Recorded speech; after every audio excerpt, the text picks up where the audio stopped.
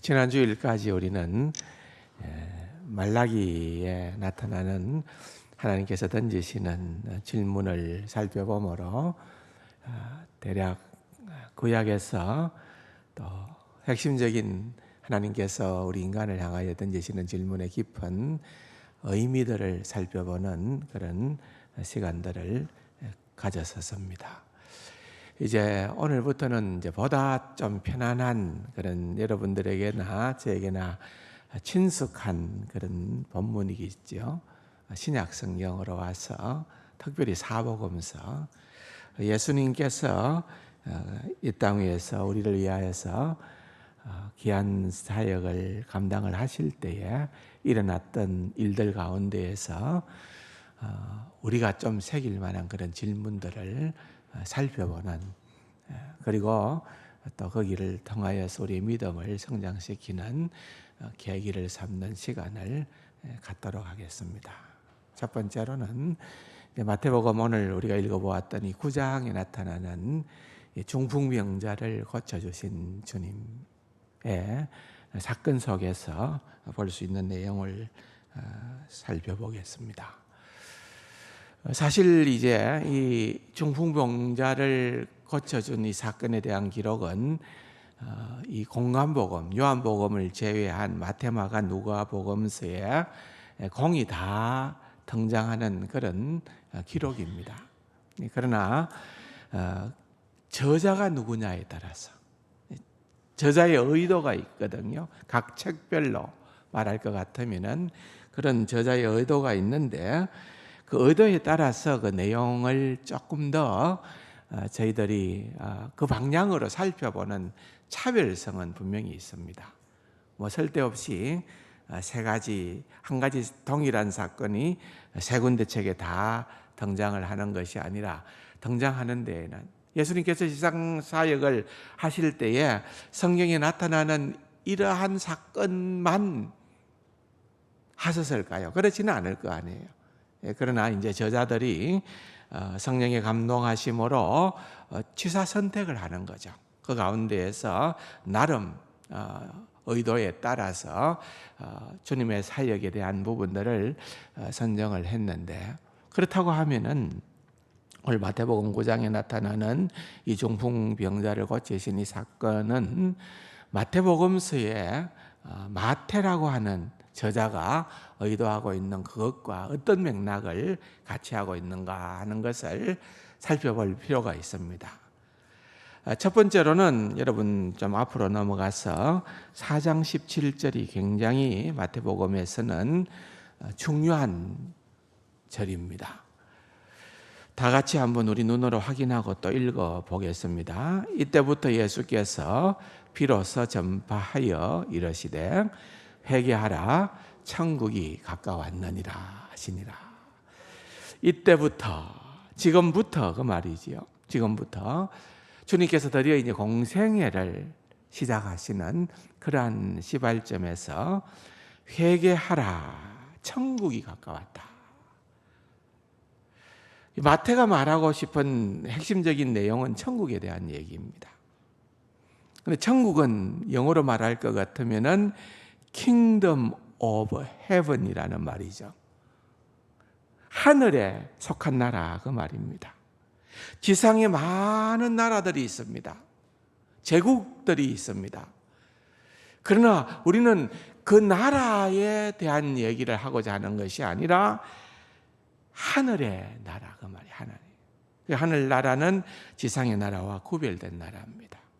그래서 마태가 말하는 천국은 우리가 죽어서 가는 그런 천국의 개념이라기보다는 이것은 지상의 나라와 구별되어지는, 다시 말하면은 Kingdom of God이라는 하나님의 나라를 의미하는 말입니다. 그래서 마태복음은 이 하나님의 나라에 대한 얘기를 펼쳐가고 있습니다. 나라라고 할 때는 또 뒤따르는 중요한 몇몇 단어가 있습니다. 그것은 무엇인가 하면은 권능과 권세가 따르는 것입니다. 그리고 그 권능과 권세의 끝에는 영광이 나타나는 거예요. 여러분들이 잘 늘 고백하는 주기도문의 끝부분에 가보면은 우리가 어떻게 고백을 합니까? 나라와 권세와 영광이 아버지께 있사옵나이다. 여러분, 이게 그냥 하는 이야기가 아닌 거예요. 이건 하나의 공식과도 같습니다. 나라에는 권세가 임하게 되어지고 그 권세를 통하여 영광을 드러내는 거예요. 그래서 그 나라, 하나님의 나라, 천국이 어떠한 나라인가라고 하는 것을 말하고 있는 것이 마태복음 5장에서 7장까지 나타나는 산상수훈입니다. 그 산상수훈은 곧 하나님의 나라의 특징들을 이 세상의 나라에서 도무지 찾아볼 수 없는 그런 놀라운 비밀들을 드러내는 겁니다. 하나님의 나라는 이런 것이다. 하나님의 나라 백성들이 추구하는 복은 이러한 복들이다. 얘기를 하고 있는 것이지요. 그리고 그 나라에는 권세와 권능이 따른다. 8장에서 보면은 그 권세와 권능을 병자를 고치시고 귀신을 쫓으시고 폭풍을 다스리시고 이런 권세와 권능이 나타나는 그런 것들을 소개하고 있는 것입니다. 그러므로 우리가 이런 것들을 마태가 주장하고 있는 그런 흐름을 가지고서 성경을 읽어볼 필요가 있습니다. 그러면서 9장으로 넘어와 보면은 이제 그런 권세가 어떤 영광을 향하고 있는가? 소위 말하는 그 영광이라는 것은 도대체 무엇을 얘기하고 있는가라고 하는 것을 우리 주님께서 9장에서 중풍병자를 고치시는 사건을 통하여서 밝히 드러내 보여주고 있다는 것입니다. 그런 관점으로 우리가 이제 9장, 지금 이제 책별 설교가 아니기 때문에 마태복음 1장에서부터 쭉 소개를 하고 제가 드리지를 않기 때문에 그런 큰 그림을 먼저 말씀을 드리는 것입니다. 그러면서 이제 오늘 본문인 9장으로 넘어왔습니다. 1절부터 한번 보겠습니다. 예수께서 배에 오르사 건너가 본 동네에 이르시니, 여기 건너가 라는 표현을 통해서 알 수가 있는 것은 이것은 8장의 일을 얘기하는 겁니다. 가다라라고 하는 지방에서 일어났던 일들이 있었습니다. 대표적인 것은 어떤 권세가 나타났습니까? 그것은 귀신을 내어 쫓는데 그 귀신들이 돼지떼에게 몰려 들어가서 돼지떼가 몰살하는 그러한 사건이 일어나는 겁니다. 그래서 하나님께서 이런 우리 주 예수 그리스도를 통하여서 주님이 어떤 권세와 권능을 가지고 계신가 하는 것을 나타내 보여줬는데, 안타깝게도 가다라 지방 사람들의 반응은 경제적 논리에 의해서 예수님을 내어 쫓은, 오히려 귀신을 쫓음으로 인하여 그들이 감사하고 기뻐해야 되는데 예수님 때문에 우리 망했다, 우리의 기본 자산인 돼지떼가 죽게 되는 바람에 우리는 경제적으로 이만저만한 손해를 입은 것이 아니다, 예수님 더 이상 우리 마을에 거하지 마십시오 하고 예수님을 내어 쫓아버리는 겁니다.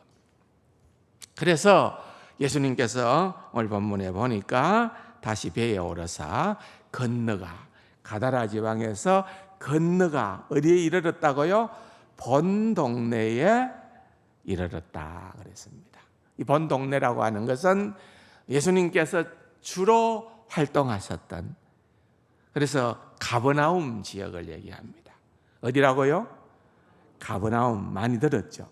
예수님은 이 가버나움 지역이 사역의 그런 어떤 그런 근거지라고 볼 수 있습니다. 이제 그곳으로 이제 돌아왔었다 그 말입니다. 자, 이제 중요한 내용이 등장을 하는데 2절입니다. 같이 한 번 더 읽어보겠습니다. 침상에 누운 중풍병자를 사람들이 데리고 오거늘 예수께서 그들의 믿음을 보시고 중풍병자에게 이르시되 작은 자야 안심하라 내 죄 사함을 받았느니라. 물론 이 마태는 굉장히 단축적인 기사를 기록하고 있습니다. 그러나 다른 본문들을 읽어보게 되어지면은 이 중풍병자는 어떻게 예수님 앞에 서게 됩니까? 그것은 사람들이 너무 많아서, 그래서 2층으로 올라가서 뭘 한다고요? 지붕을 뜯어서. 그러니까 우리 같은 이런 지붕이면은 뜯을 수가 없잖아요. 그런데 이제 이 팔레스타인 지방은 그 당시에 아마도 이 지붕이 그냥 이렇게 그냥 뭔가 뭐 자작나무나 무슨 나무로 덮여져 있고, 그래서 얼마든지 조금만 수고를 하면은 이렇게 벌릴 수 있는 그런 지붕이었기 때문에 바로 들어가려고 하니까 사람들이 비켜주지도 않고 너무 많기 때문에 이 움직이지 못하는 이런 마비된 상태에서 살아가고 있었던 이 중풍병자를 사람들이 지붕에서 내립니다. 여러분 아마 이런 그림들은 많이 보아서 연상이 될 것입니다. 지붕에서 이 환자를 내렸는데 여기에 보니까 예수께서 그들의 믿음을 뭐 했다고요? 보시고. 그들이 누굽니까? 이 중풍병자를 예수님께로 데리고 와서 내려온 사람들이겠지요. 우리는 흔히들 타이틀을 생각할 때에 중풍병자와 내 친구, 다른 본문에 보면 4명이라는 구체적인 언급이 나오는데 아마 이 중풍병자의 형편을 너무나도 긍휼히 여겼던 친구들이 견디지 못해서 예수님 앞에 이렇게 데리고 왔을 거다. 우리 그렇게 생각들을 하지만은 여러분 다른 복음서를 보면 흥미롭게도 친구라는 말은 전혀 나오지 않습니다. 그냥 다 사람들이에요, 사람들. 뭐 그렇게 중요한 것은 아닙니다만은 우리가 그렇게 쉽게 또 고정관념적으로 생각하는 것 가운데 아닌 것도 얼마든지 있을 수 있다 그 말입니다. 어쨌든 그 사람들 믿음을 보시고, 그런데 여러분 이 믿음은 어떤 믿음 같습니까? 자, 그 앞장에 가면은 8장에 보면은 예수님께서 백부장의 하인을 고치시는 장면에서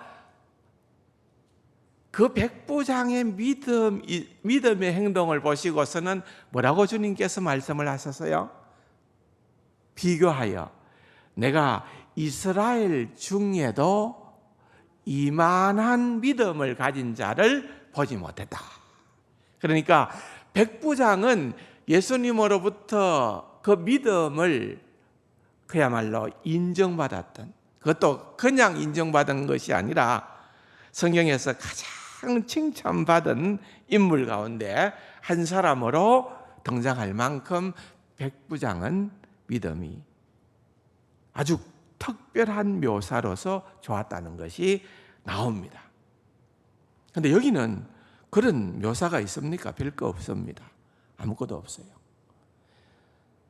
단언컨대 우리가 생각해 보면은 아마 이들의 믿음이라고 하는 것은 백부장의 믿음하고는 훨씬 차원을 달리하는 믿음이다 라고 하는 것은 미루어 얼마든지 짐작할 수 있습니다. 그런데 사실 예수님께서 이 마을로 오셨을 때 예수님에 대한 소문들이 그동안 점점 퍼져갔겠지만은 모두가 다 우리 이중풍 병자, 우리 이웃, 우리 친구, 저 불쌍한 사람을 예수님에게 데려가야 되겠다라고 그렇게 모두가 생각하지는 않았을 거예요. 그렇잖아요. 그나마 그래도 이들은 우리 예수님에게 한번 가보자. 예수님이 이런 일들을 행하신 분이라는 소문들이 자자한데 혹시나 예수님에게 데려가면은 어떤 우리가 기대했던 열매가 나올 수도 있겠구나. 그 정도입니다. 그 정도. 근데 그렇게 큰 믿음은 아니지만은 우리가 여기에서 알아야 되는 것은 예수님이 그 믿음도 너무나도 소중히 여기신다. 물론 여러분들 우리 각자의 믿음이 다 다릅니다. 평가할 수는 없지만은 우리가 짐작컨대 굉장한 믿음을 가진 분들도 이 자리에는 많이 있을 겁니다. 그러나 자신이 자신을 생각해 볼 때 진짜 나는 별거 아니다. 난 진짜 늘 주님 앞에 나올 때마다 죄송스럽다. 부족하다. 그런데 여러분, 주님은 놀라우게도 아무리 작은 믿음이다 하더라도 주께서 그것을 눈여겨 보신다. 기억하신다. 그 말입니다. 소망이 생깁니까? 여러분 그렇습니다. 소망이 생깁니다. 아마 오늘도 모르긴 해도 교회 가자 했는데 공교롭게도 비가 막 퍼부었어요. 뭐 내가 평상시에 영상 예배 잘 드렸는데 오늘은 마음 바꿨다.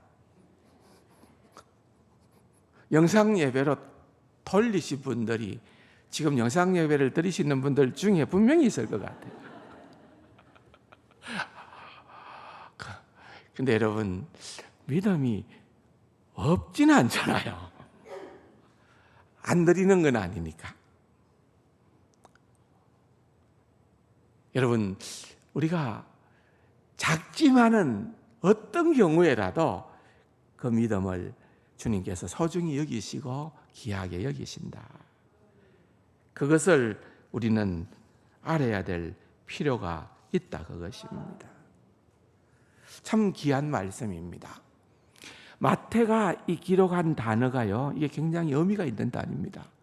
한번 따라하겠습니다. 그들의 믿음을 보시고, 그럼 우리의 믿음도 보시는 주님이라 그 말입니다. 그들의 믿음을 보시고 그렇게 말씀을 합니다. 그리고 중풍병자에게 이르시되 작은 자야 안심하라. 주님은 외면치 않았다 그 말이죠. 작은 자야 소자야 안심하라. 자, 지금 무엇 하기 위하여 왔습니까? 걷기 위해 나왔습니다. 병 낫기 위해서 나왔습니다. 그런 열망을 가지고 그런 믿음을 가지고 데리고 나왔습니다. 그러면은 당연코 주님께서 하시는 말씀은 그래 내가 고쳐줬다, 고쳐줄게, 네 병 고침을 받았다, 이런 어떤 유의 말이 자연스럽게 나와야 되는 것 아닐까요? 그런데 여기에 누가가 9장에다가 이 사건을 앞에 둔 이유가 분명히 있다 이거예요.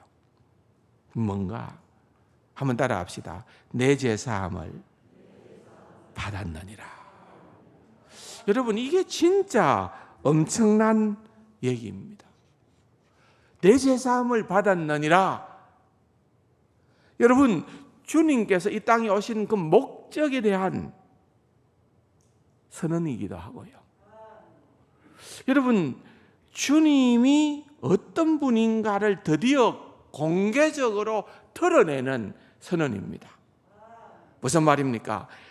제사함의 권세는 누구에게만 있었을까요? 하나님에게만. 오직 하나님만이 죄를 사하시는 권세가 있었습니다. 그렇기 때문에 내 죄사함을 받았다라고 하는 그 선언을 예수님께서 하실 때는 예수님께서 내가 곧 누구라? 내가 하나님이다. 내가 하나님의 아들이다. 내가 하나님이라는 것을 공개적으로 천명하는 겁니다. 여러분, 이건요 어마어마한 얘기입니다. 당대의 유대인들에게 있어서는 이것은요, 내가 지금 뭘 들었지? 내가 들은 게 이게 맞는 얘기인가? 도대체 이게 황당스럽게 이게 무슨 말이냐? 그들이 나타내는 첫 번째 반응은 오늘 기록된 말씀처럼 신성을 모독하는도다. 왜? 감히 하나님이라고 누가 얘기할 수 있느냐 이거예요. 하나님만이 하실 수 있는 그러한 놀라운 일과 사역의 선포를 이 갑자기 등장한 이 이상한 사람이, 예수라는 나사렛 예수 목수의 아들인 이 사람이 느닷없이 이런 선언을 해버린다는 거예요.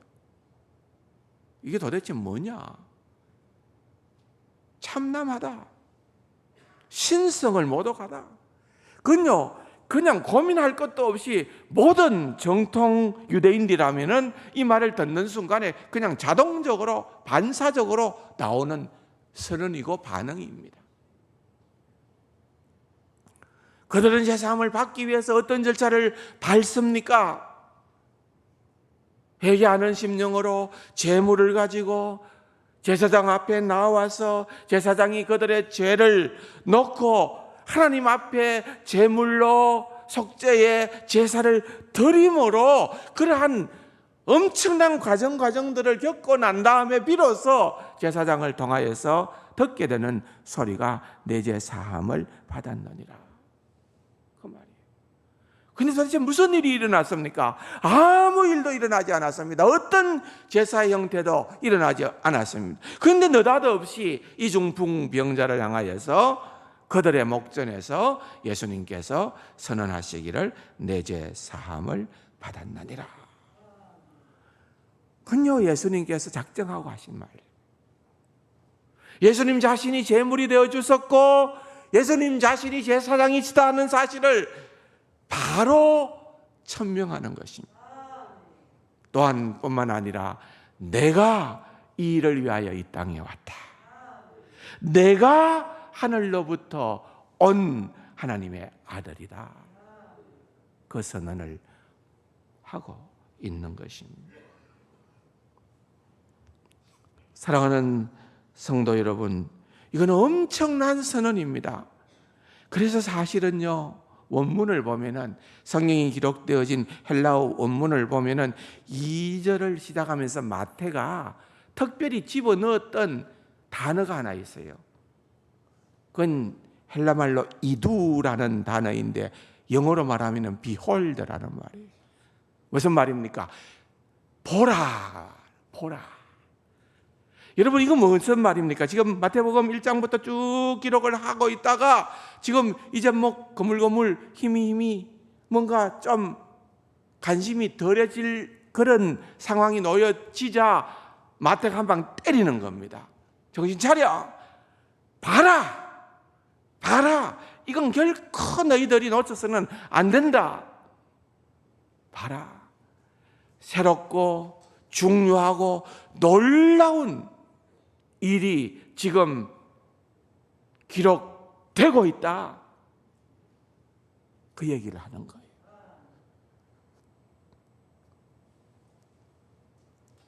보라. 이 사건은 엄청난 사건이라는 거예요. 물론 다른 사건들, 예수님께서 행하신 많은 기적들에 비해서는 별로 주목받지 못하는 하나의 사건일 수도 있어요.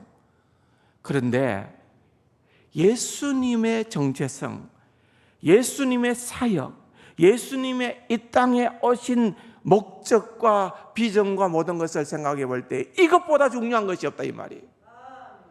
너무나도 중요한 사건이다. 이것을 알아야 된다 그 말이에요. 내 죄 사함을 받았느니라 그랬습니다. 그러니까 이 귀한 일을 이해하지 못하는 이들의 자연스러운 반응은 신성을 모독하는도다, 그렇게 할 수밖에 없는 거예요. 그러자 예수님께서 4절에 예수께서 그 생각을 다음을 여러분들이 한번 읽어보세요. 뭐라고요? 아시고. 문맥상으로 볼 때 안다는 말도 참 잘 무난한 표현입니다. 그런데 마태가 굉장히 지금 중요한 사건을 다루고 있고 의도적으로 여기에 단어들을 선택했거든요. 그런데 여기에 원어를 보니까 그 생각을 한번 따라 합시다. 보시고. 이 보시고라는 이 단어, 이 봤다라는 단어가 바로 2절에 그들의 믿음을 보시고라는 그 단어, 헬라 말로 하자면은 이돈이라는 단어인데 이 단어를 그대로 갖고 온 거예요. 왜? 이게 너무 중요한 단어이기 때문에. 예수님께서는 그들의 믿음도 봤지만은 이렇게 거부하는, 이렇게 예수님을 의심하는 그들의 생각도 보시는 주님이시다.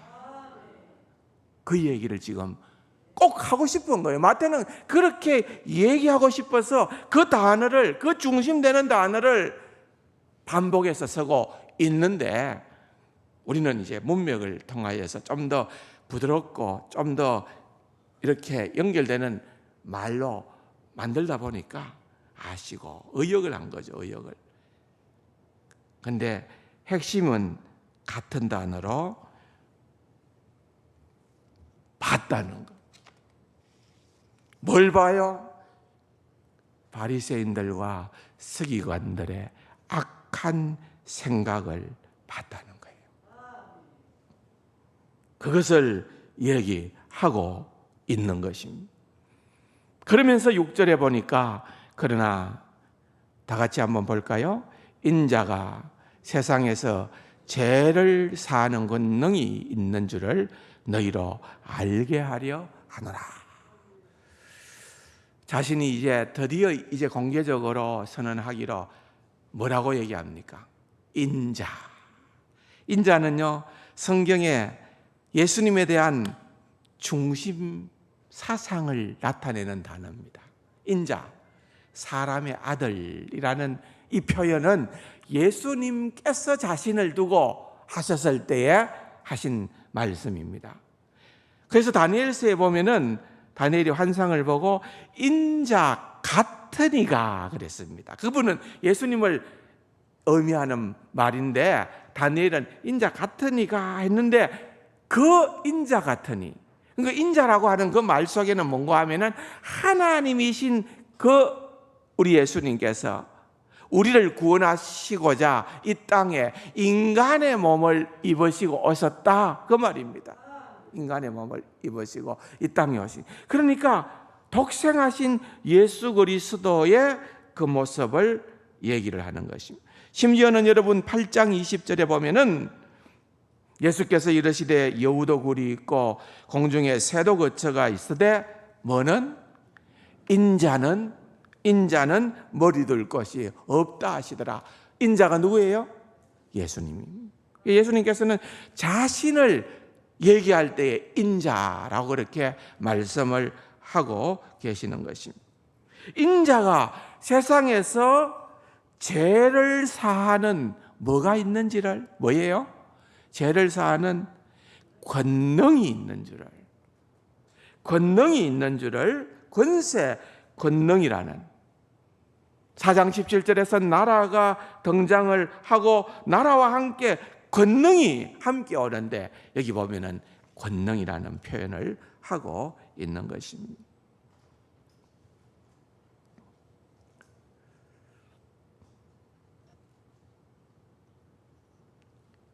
인자가 예수 그리스도께서 우리를 위해서 인간의 몸을 입으시고 죄를 사하여 주시기 위하여 죄를 사하는 권능을 가지고 오셨다, 그 말입니다. 자, 그런 관점에서 6절을 다시 한번 보겠습니다. 그러나 인자가 세상에서 죄를 사하는 권능이 있는 줄을 너희로 알게 하려 하노라 하시고 중풍병자에게 말씀하시되 일어나 내 침상을 가지고 집으로 가라 하시니. 여러분, 먼저 죄사함을 선언하시고 그 죄사함의 결과로 평생 마비되고 묶였던 몸도 완전한 활기와 자유를 얻어서 집으로 돌아가게 된다. 여러분, 이 중풍병자의 치유의 이 사건의 그림 속에 우리 구원의 궁극적인 그 모든 것들을 다 담고 있는 것입니다. 그리고 이 이야기는 여기에서 끝나는 것이 아니라 다음 절로 이어집니다. 7절과 8절을 같이 한번 읽어보겠습니다. 그가 일어나 집으로 돌아가거늘 무리가 보고 두려워하고 경외했다는 말이죠. 이런, 여기도 권능이 나오지요. 이런 권능을 사람에게 주신 하나님께 영광을 돌려드리니라 그랬습니다. 여러분, 여기에 우리가 또 주목해야 될 단어가 하나가 있는데, 이런 권능을 누구에게 줬다고요? 사람에게. 이 사람은 누구를 얘기할까요? 예? 이런 권능을 사람에게 단수로 하고 있으니까 우리가 예수님이다, 맞습니다. 그렇게 보시는 분들도 많이 있습니다. 틀린 건 아닐 거예요. 그런데 마태가 예수님을 의도했다고 한다면은 사람보다 더 나은 표현이 하나 있겠지요. 무슨 표현이 좋겠습니까?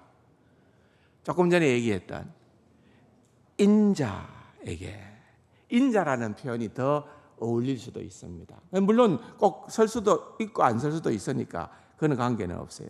그런데 여러분, 우리가 가지고 있는 이 성경 말고 세번역 성경책이 있습니다. 거기에는 이렇게 되어 있어요. 우리가 이 일을 보고서 두려움에 사로잡히고 이런 권한을, 이런 권한은 권능이라는 말이죠. 이런 권한을, 거기에 뭐라고 적혀져 있는가 하면은 사람들에게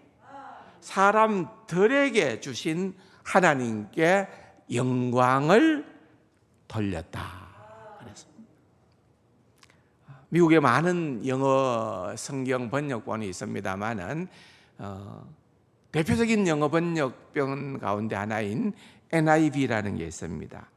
New International Version이라는 책이 있는데 그게 좀 많이 보급되어 있어요. 그런데 그 책을 위시한 많은 번역본에서 여기에 영어는 공교롭게도 발음은 똑같아요. 단수도 man, man, 복수도 man 똑같습니다. an은 단수고 이 men은 복수예요. 그런데 여러분, 성경을 딱 열어보면은 뭐라고 번역되어 있는가 하면은 복수로 되어 있어요. 복수. 이 말은 무슨 말입니까? 이건 굉장한 의미가 담겨 있는 마태의 의도가 있다는 겁니다. 주님께서 그 놀라운 권능을, 여러분, 사실은 수많은 권능들이 있습니다. 병자가 낫게 되고 죽음의 자리에서 일어나게 되고 폭풍이 잠잠게 되어지고 귀신이 쫓겨가게 되어지고 그런 권능들이 있지만은 주님께서 특별히 관심을 가지시는 주님의 영광과 관련된 권능은, 그것은 죄사함의 권능입니다. 죄사함의 권능이에요. 그래서 우리가 이 죄사함의 권능이 너무 중요하거든요. 그런데 이 죄사함의 권능을 교회의 머리 대신 예수님께서 교회 공동체에게도 허락해 주셨다는 의미로 마태가 소개하고 있는 것입니다. 그러니까 여러분, 교회 공동체는 곧 누굽니까? 우리예요. 우리 복수. 우리예요. 여러분, 그 실례를 한번 들어볼까요? 마태복음 6장의 주기도문을 보게 되면은 뭐라고 우리가 얘기를 합니까? 우리가 우리에게 죄 지은 자를 뭐한 것 같이? 사하여 준 것 같이. 우리에게 죄 지은 자를 누가 사해 줍니까? 우리가 사해 주는 거예요. 우리가 사해 주는 그런 어떤 권능을 하나님께서 우리에게 주셨다, 그 말이에요. 주님, 우리 죄를 사하여 주시옵소서. 그러므로 우리가 늘 기도해야 되는 것 가운데 하나는, 주님, 이 돌들을 떡으로 만들어 주십시오. 주님, 내가 이 성전에서 뛰어내리겠습니다. 하나도 다치지 않게 하여서 사람들이 깜짝 놀라고 나를 숭배하게 해주십시오. 여러분, 능력을 추구하는 그러한 자들이 아니에요. 기독교는 예수님께서 그것을 행한 것이 아니었어요. 예수님은 이 땅에 오셔서 낮아지신 인간의 몸을 입으시고 십자가에 죽기까지 자신을 내어 주심으로 말미암아 우리를 궁극적으로 대속하여 주신 그 영광의 길을, 십자가의 길을 걸어가신 것입니다. 그러므로 여러분, 우리에게 있어서 최고의 영광의 길은 바로 제사함의 길을 걸어가는 그 길입니다. 이 영광의 길을 주님께서 우리에게 위임하신 거예요. 교회 공동체가 얼마나 위대한 공동체인지 모릅니다. 함부로 해서는 절대로 안 됩니다. 절대로 교회 공동체를 훼손시키는 말을 하지 마십시오. 절대로 비판적이고 불평하고 비난하는 교회 공동체를 훼손하는 그 어떠한 언어도 삼가시기를 바랍니다. 여기에는 하나님의 영광이 깃들여져 있기 때문입니다. 사랑하는 성도 여러분, 그 공동체의 일원으로 하나님께서 우리를 영광애로 초대하고 계십니다.